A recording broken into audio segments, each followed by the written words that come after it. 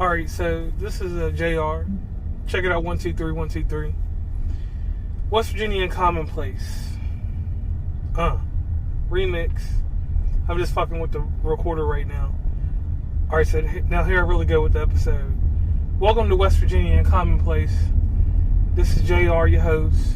Today I'm not with Stacy on this one, but I'm going to deliver you a pretty good episode. We go through life, and like, I think the most challenging thing is when you get older. I mean, you lose sight of friends. I always hear about these people that's got 30 million friends and this and that. Well, I keep a group of friends. We talk. We hang out in real life once in a blue moon, like once every 2 years, stuff like that. But it was weird. 15 years ago, you would have spotted me out with all kinds of people. But now, I rarely want to be seen like doing too much unless it's like an event or something that's dealing with my hobbies with people. I got Stacy, she does basically all the stuff I like to do. We get out here, video games, these comic book conferences, and all this other pop culture stuff that we do. So I have a really good time with all that. And in essence, I got friends, but it seems like when you get older, and where I'm one of them people that people treat like a therapist, they come to me when they need me, and that's fine. I can live with that. And them people, I treat them a certain way. I keep them inside a certain type of bubble. But it's like the friendships that I had, like in my when I was like 15 and 18, you don't have that kind of stuff no more. You got people that people just out here to get some cheap, free therapy from unlicensed people, and to basically just be whatever they want to be. Like, for instance, like even inside podcasting, like it's some people that I really get down with and that I appreciate, and then there's some that I know they just around to hear about the latest buzz about this or that. So I run with that. I let them go do what they got to do, feel how they got to feel inside podcasting. But when it comes to anything else, I just keep my mouth quiet. My problem, like I've said before, was that I was always out here trying to help people that didn't want the help. And the people that do want the help, now because of the actions of others, I ain't punishing them. But I'm like, I'll let you suit up and come to me if you want to know something. If you don't want to know nothing, then I just leave you by the pasture. But don't come after me later, because I've always been that same person. I like to help people because not everybody's going to generate buzz and do all these things that I try to do for myself and people that pay me for my promotion. Outside of that, people that don't do that, they just, I'm going to help them, but I'm not going to give them the keys to the garden. I learned that I learned from everyone else, like, just in a friendship, the way things are, friendships when we were younger were mutualistic, and now they're really parasitic. Basically, you got to figure out what you're going to do to have a friendship, if you're going to even have one, to even see if it's going to work. And I'm just like, why? Why do I got to try so hard in a friendship that when I was younger, everything kind of worked out for itself. Everything had its place. Everybody could just basically be who they wanted to be and not have issues. But now, as we go and get older, and people get more trivial and have extra issues, it's like they just want it all to be about them all the time. And I have to say, I'd rather be with my clan or my inner circle and not deal with the rest, because these people ain't invested in me like they want me to be invested in them. So as that stuff plays out, that's how I forge alliances and partnerships and stuff like that, because I will read the individual and see where they go. And then sometimes, like, even I'm not Android, so I'm not going to be perfect about certain things. Like, I still get this issue of where these people like that I trust, because it was a group that I really like, and maybe it could have been my fault, or maybe it was their fault too. They didn't hold my vested interest. We were cool, but I started seeing things about them that I didn't like, and the things that I didn't like about them, I started seeing how they did one person in one light, and how they just how they are. And I was like, okay, so like, just don't need to deal with it. So I just let it go. Nothing else to it. Went on with life. And it's been beneficial. I've met new people. These new people share the one simple thing that I want to accomplish with other podcasters is let's figure out these hacks. Let's figure out what's working, what's not working. And I understand that not everybody has the same aesthetics, and that's why I want to have that open dialogue. Like, I want to learn from the dude that has all of the equipment that ain't making no money. Then I want to learn from the dude that has minimalistic equipment that makes more money than the dude with all the equipment on earth and the best sounding stuff. I want to know what makes his podcast or her podcast or their podcast or any other term that you call yourself. I want to know how your podcast ticks. That's the type of stuff that I'm into now. Like, and even with sound and engineering, I got this little Zoom H6 that I've been going on and on about, and I'm using the module capsule. I can get XLR mics, and I know all that. That'd be a whole nother episode for another day. But I'm really learning that there's more than just Yeti mics, and there is more portable experiences to record a show and to have something that's truly enjoyable and that sounds good. So that's something that I'm running with right now. That's what I'll be gunning for, and I'm going to be working on the rest of this summer and stuff. Is trying to get this portable sound and get us out here in the world recording with people, because I want to be able to go out here, record a show. Definitely got to edit shows regardless. I don't care what mics you got or what you have, and be out here and be good with how I feel about doing the portable scene. I don't want to have to rely on Zoom for everything, because and I know this is tying into different stuff now because I'm just going on. This episode will be part 2 of the demo. That's what I'll just do. This is part 2 of the demo. Basically, Zoom has messed up my quality no matter what I'm doing. So, either way, I'm just relaxing, fine-tuning stuff, getting things right, trying to make sure the sound got a sound that sounds of good quality to you all. And tying back into the friendships and relationships, I don't know, it was different when I first started podcasting. When I first started podcasting in 2018, I didn't involve myself with other podcasters whatsoever.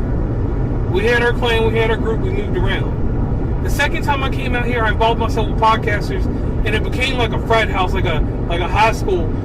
Let me beat my chest, let me do this, and that. Let me see where I can get in and fit in. And then it got to the point where these people that I admired, it was a lot of podcasts that I admired.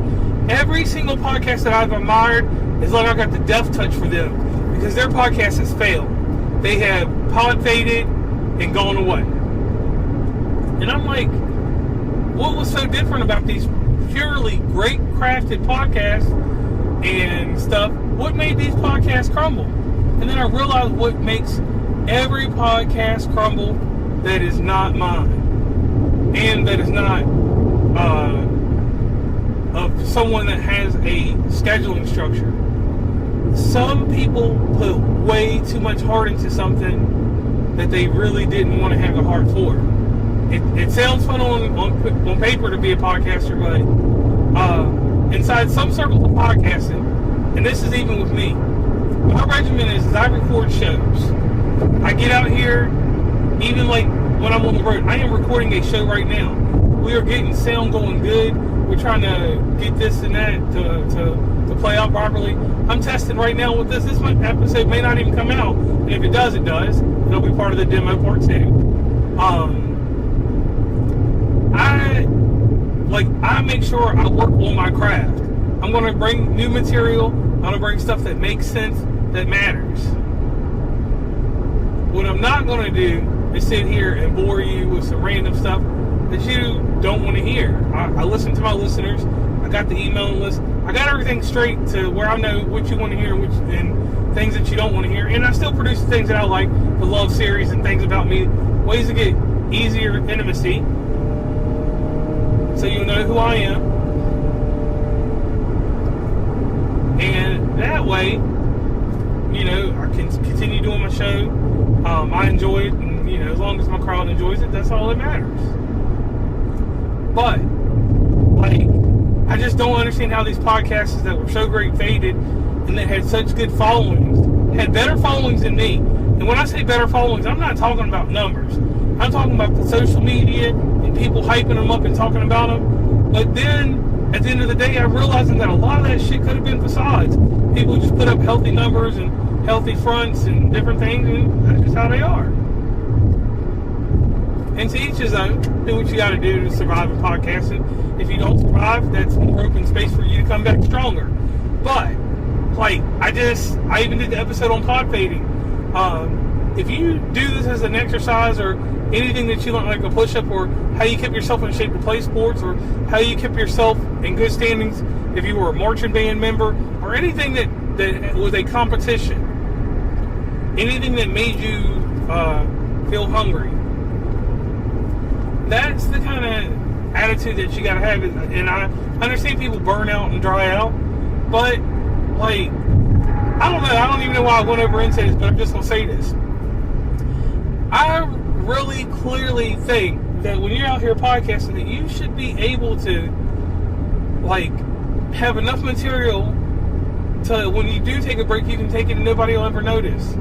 I've been on a break for a long time. I only do shows when I want to, when it's fun for me, when it's the way that I want my stuff to sound, or if I'm testing new equipment like I'm doing right now.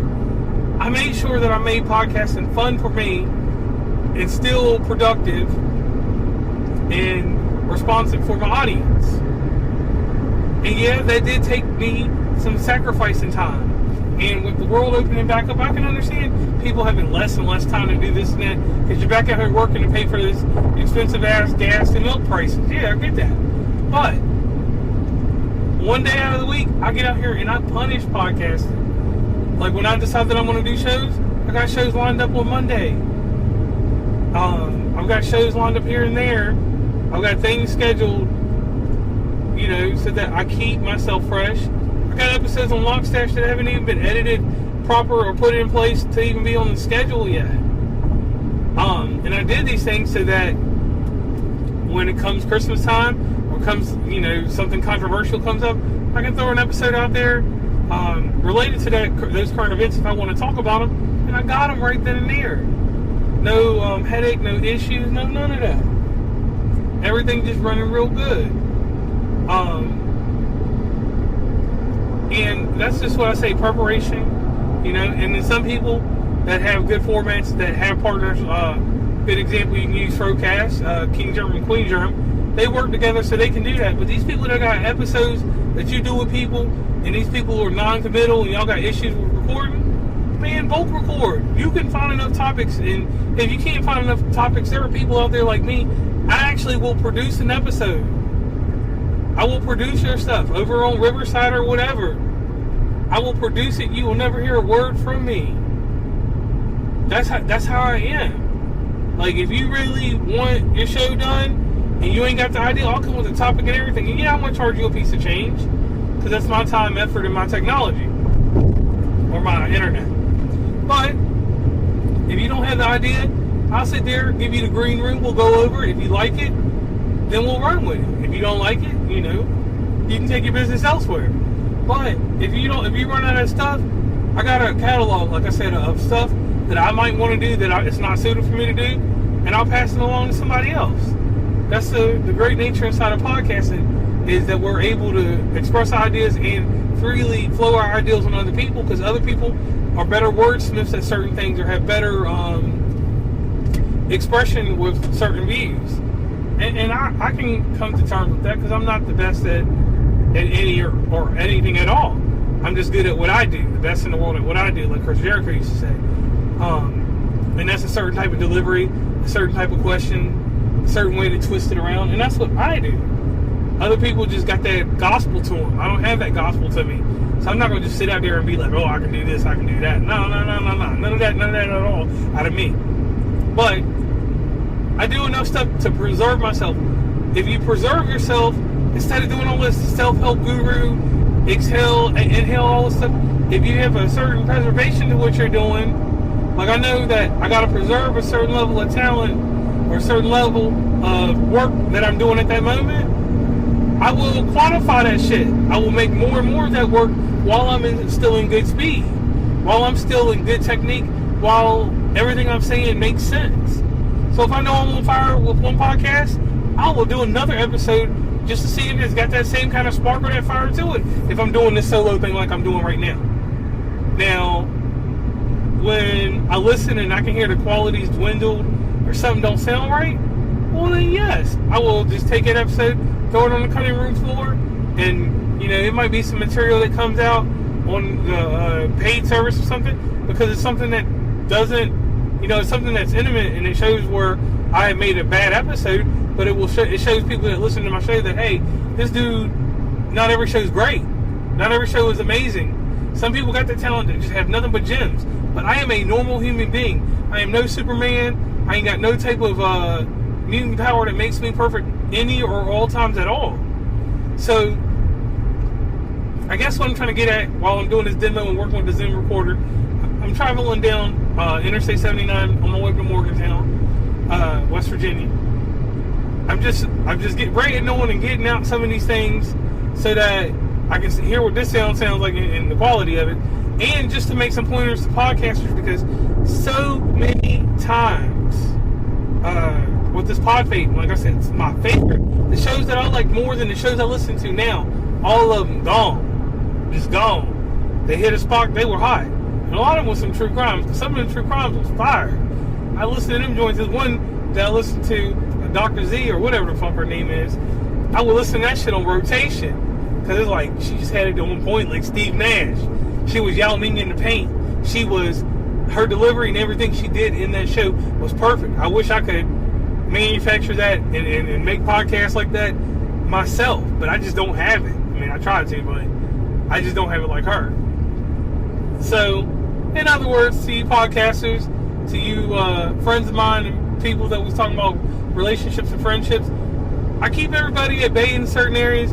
And if you get out of line, I'll put your ass in my memories museum so that I can remember you when you was good to me and good to the situation and to the purpose. And that goes for podcasters too. If we have a spark and we're doing good, that's amazing. If something happens and it sparks and gets out of line, I don't go back and forth. We're not rappers. We don't do that kind of crap. We just move on from that space. Because there's ample opportunity for you to meet new people, and definitely ample opportunity for me to meet new people, continue striving in what I do and you thriving in what you're doing, and we can all keep podcasting. We don't have to be in the same circles. We don't have to do even the same mix stuff, because the people that you're still mixing with or I'm mixing with, you may be light years ahead of that by now, or you might be onto a different wave. So I definitely wholeheartedly, and that's one of my words, wholeheartedly, I use that a lot. I can understand when it comes to a point where you're like, man, I really don't fuck with this dude. Or it's a point that, man, I misread this dude, so now I fuck with him. Or if we have a close encounter, like I had one with a podcaster that had been meaning to reach out to me. We just by chance, they were in a setting that I was in, and we got to talking, and it just, things made sense. And after that, it's just been one of these deals where, like, I've been back in here, been recording here and there. I got the freaking podcast pop-up that's dropping this weekend. Like I said, we're gonna be out here having a little fun with the podcasting for a while, and I'm gonna see how well this does and how this and that fills out, and just enjoy podcasting for a while. I want people to know that when we do these podcast pop-ups and different things like that, they're just to have fun, and they're just an interactive way to have podcasters do shows with each other, so that they can, because like I said, that whole producer aspect is what made me want to start producing shows, because I have good ideas, but maybe I'm not the host for it, maybe I'm not even the guest for it. In some cases, I was guest just because I was hosting it, like I was actually having a Zoom meeting, but I've done shows now, quite at least got 8 under my belt, where I'm not even part of it. I just produce it, make sure the levels sound good, and then I send it back out. Editing process, there's the podcast editor. You can go to him, he's a beast. Or you can come to me for minor stuff. But for good service, there's podcast editors out there. I'm not the best because it's lengthy. That's why I only like to do 30-minute shows. When they do these hour and 2 hour long shows, I realize it ain't going to be much editing, because to edit 2 hours worth of shit is 4 hours to edit it properly.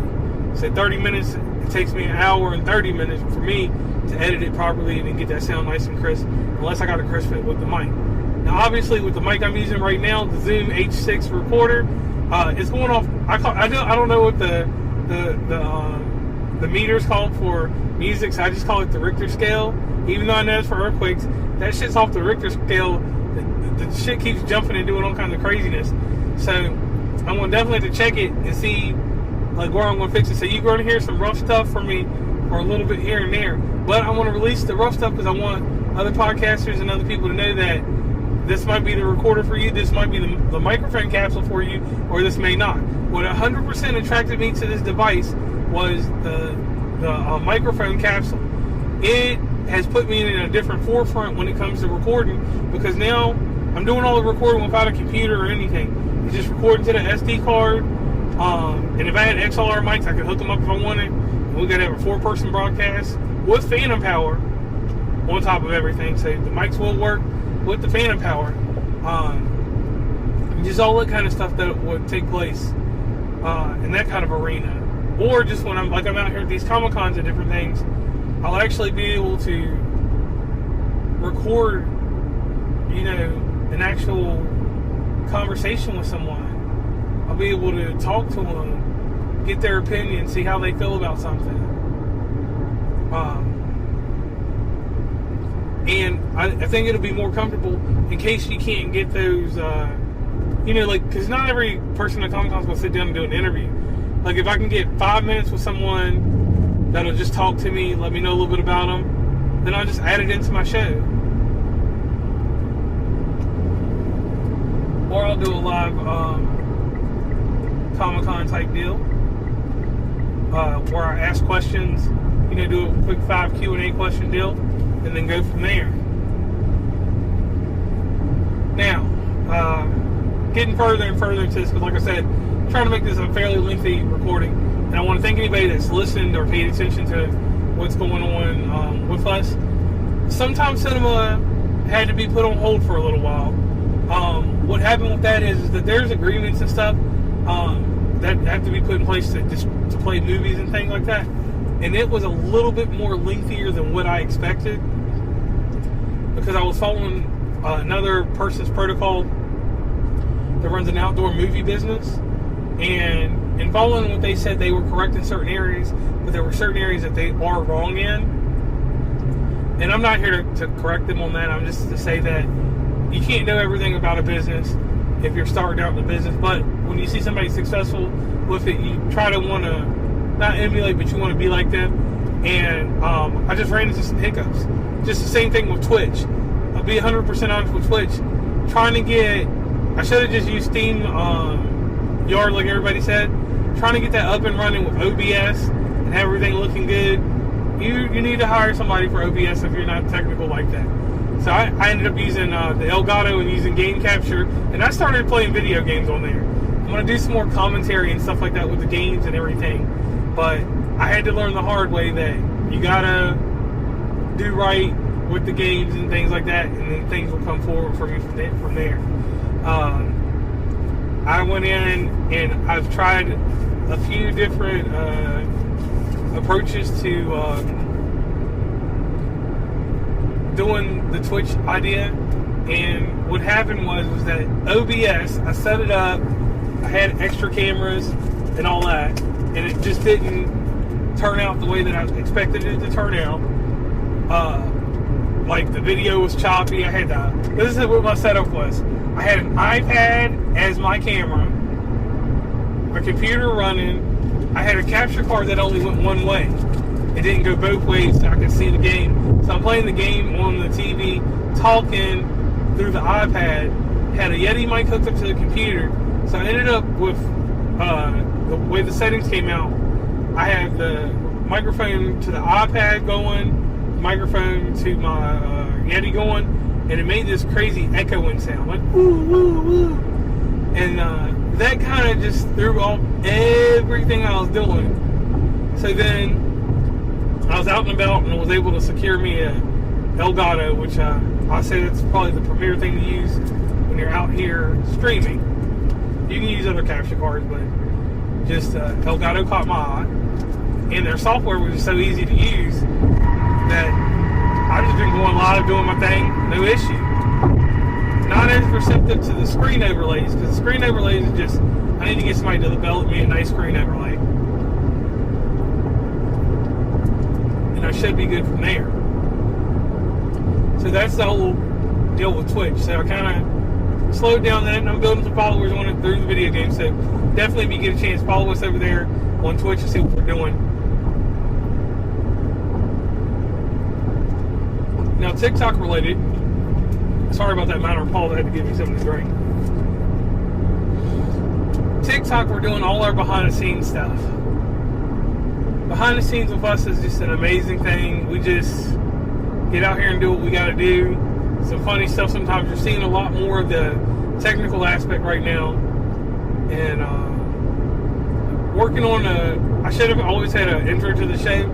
I got to figure out if it's going to be R&B, rap, country, hip-hop, and I said hip-hop. I didn't mean that. I meant to say hip-hop. Anything like, I don't know how the music's going to go for that. But anyway, all this extra rambling on. I want to thank you guys for listening. I'm going to go back and listen to this product and see what it sounds like sometime this evening. Today's Sunday, May something. And after I figure it out, we'll be good to go. And we'll continue recording with the Zoom recorder for a while. Not going to say it's going to eliminate the Yetis or anything like that, because I still got those. But it's going to make it a little bit different when it comes to how I record other things. Amazing thing about the Zoom recorder is that it has an audio interface. So it's the same deal as that you own in that Rodecaster and plugging it into your computer. Everything, what's weird is all that sound still has to go through a USB port, which is crazy. So I think that's why I always stuck with the Yetis and stuff, because it's always going to be the same sound. No matter, I don't care if you got all that analog hookup or audio hookup, you still got to go through USB to make it sound so computer.